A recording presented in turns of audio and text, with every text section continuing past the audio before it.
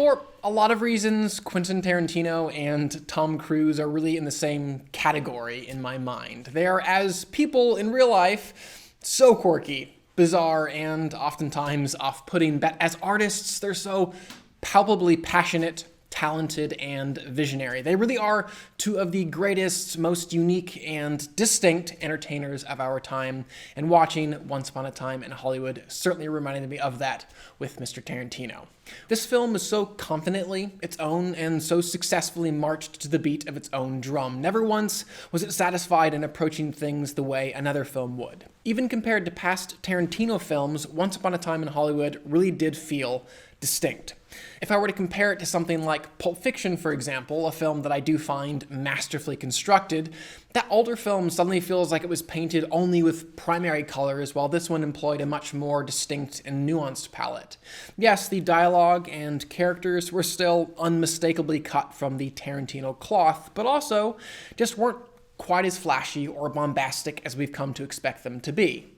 Were I forced to point out another film in this director's filmography that this one was most alike, I would probably say it has most in common with Jackie Brown. In a lot of ways, very quiet and simple. So much so that I should tell you right now, if you're only looking for really zippy dialogue scenes or a super brisk pace out of this film, it may well let you down.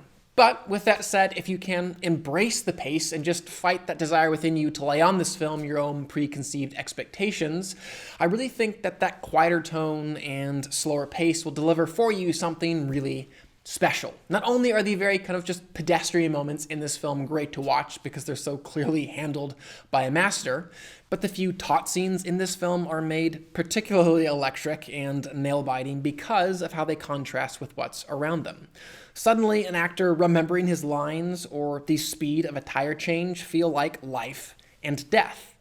Again, Once Upon a Time in Hollywood is just one of those films that demands you give yourself over to what it wants to do and how it wants to do it. And in doing so, its oddities and quirks suddenly start to feel incredibly intentional and very effective. Communicating this, I can't believe I'm about to say this about a Tarantino film, but communicating this very lovely message. The director was quite clearly wanting to make a film about the past, about Hollywood's past, an industry that he so clearly loves and adores, and he predominantly did that through a bromance, one between Leonardo DiCaprio's Frank Dalton and Brad Pitt's Cliff Booth. Which, as a brief aside, I do need to stop and compliment both of those actors for really just entertaining performances. At this point in each of their careers, they really could just show up to any new film set for any new film that they're on and just repeat exactly what they've done in the past, and it would still be awesome. As such, it's just so great to see an actor like Mr. DiCaprio work extra hard to make a new character distinct and memorable. On Once Upon a Time in Hollywood, for example, the very slight speech impediment that he gave to Rick Dalton was just great. And Mr. Pitt got this scene where his character Cliff Booth decides to enjoy a rather psychedelic cigarette. And the way that he played the drug's effects were both realistic and hilarious. But back to the overall theme of the past and how Tarantino used both these characters to explore that. Both of the characters were constantly reminiscing about their own pasts, which were constantly being flashed back to in comedic and poignant ways. And while some viewers would call this self-indulgent or meandering, and for understandable reasons, cumulatively, all this did add up to something rather powerful and moving.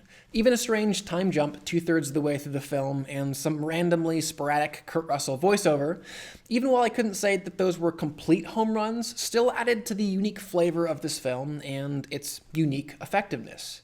And despite even my own momentary resistances to certain elements of this film, like its pace or its runtime, as I gave myself over to it and allowed Tarantino to take me on this 2-hour and 41-minute ride, I did find myself by the film's end experiencing an extremely cathartic moment.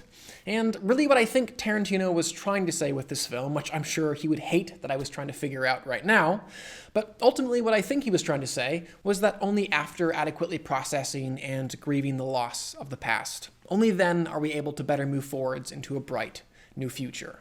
And again, I think that Tarantino, were you to hear that, would hate the fact that one person was trying to pin onto this film one specific message that he himself was trying to communicate. But it does just make a lot of sense. This man loves film, photochemical film. He loves the old school nature of that. And it just makes a lot of sense with this film and a film like Inglourious Basterds that this is his way of processing the past, grieving the past, holding on to what he loves, but also moving forwards in healthy ways. And for all these reasons, I will give the film a 4 out of 5 and a heart. I would still love to know what you guys thought of the film, though, so definitely comment below and let me know. And also, if you had to rank your Quentin Tarantino films, I would love to see what that list looked like for you. Finally, please do subscribe. I'm going to continue to review films and television on this channel, and I would love if you stay up to date on all of those things. But for now, I'm Chris Hartwell. This is The Heartbeat. Thank you for joining me.